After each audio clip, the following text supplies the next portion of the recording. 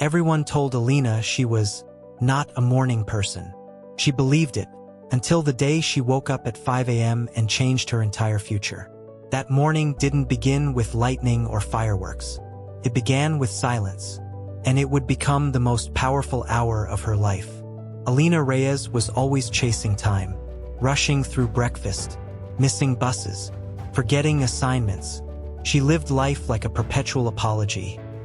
Late, tired, and overwhelmed. She envied those who had it all together. The ones who jogged at sunrise, arrived early to meetings, or somehow finished books in a week. How do they do it? She'd mutter, half asleep, scrolling through morning Instagram stories at 9:07 a.m.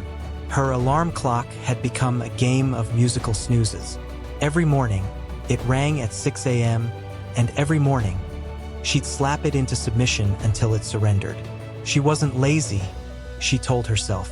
She was just exhausted and behind, until the day her life cracked open with a single accidental sunrise.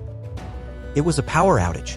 No power, no phone, no alarm, and no idea what time it was. Alina shot up, panicked, but when she checked the window, the sky was barely purple. Still dark. Her body hummed with alertness as if something had clicked in the quiet. She checked the time, 5:03 a.m. She expected to groan, to crawl back under the blanket, but instead she sat up. And she stayed up. A strange clarity washed over her.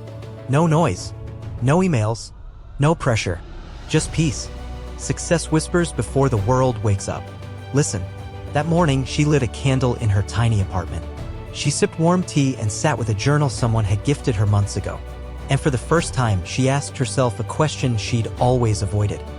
What would happen if I started my day on purpose?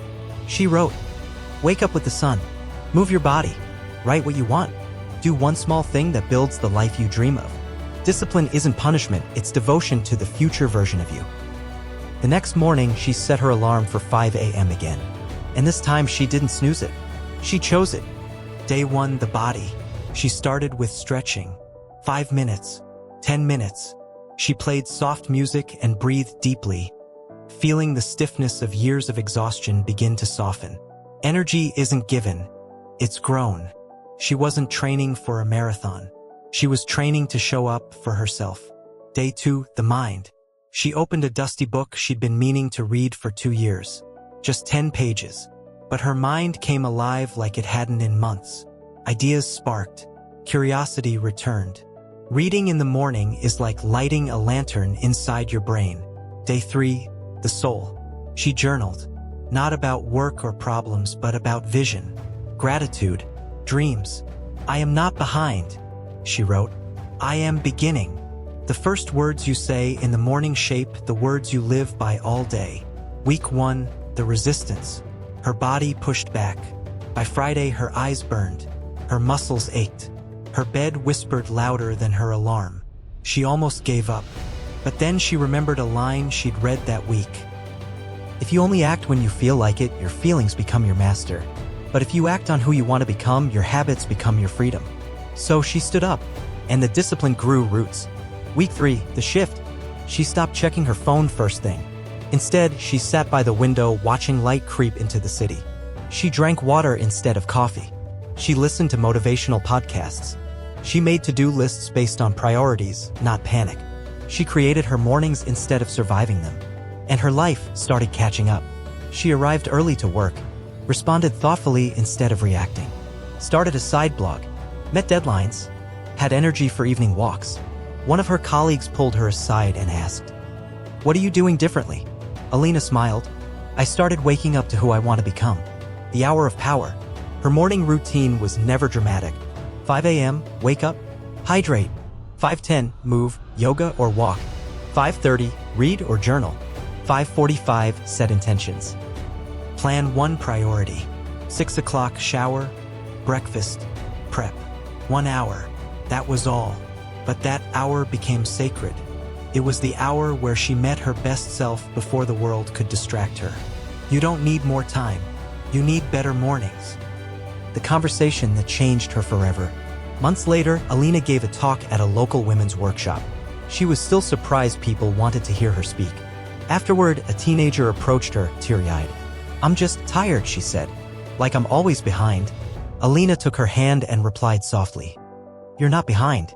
You just haven't paused. Mornings are where you reclaim your life, before the noise, before the world pulls on you. Start small. 10 minutes. Make it yours.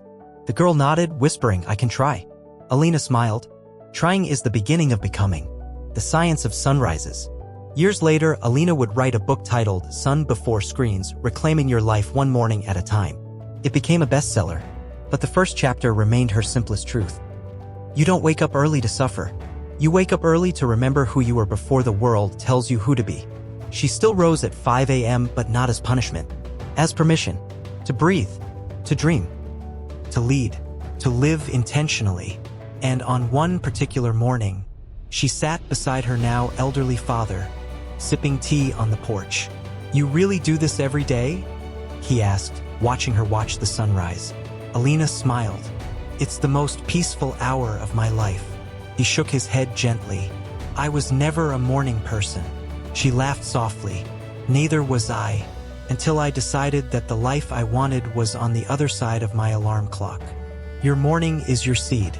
Plant peace, purpose, and power before the world wakes up, and watch the life you want grow.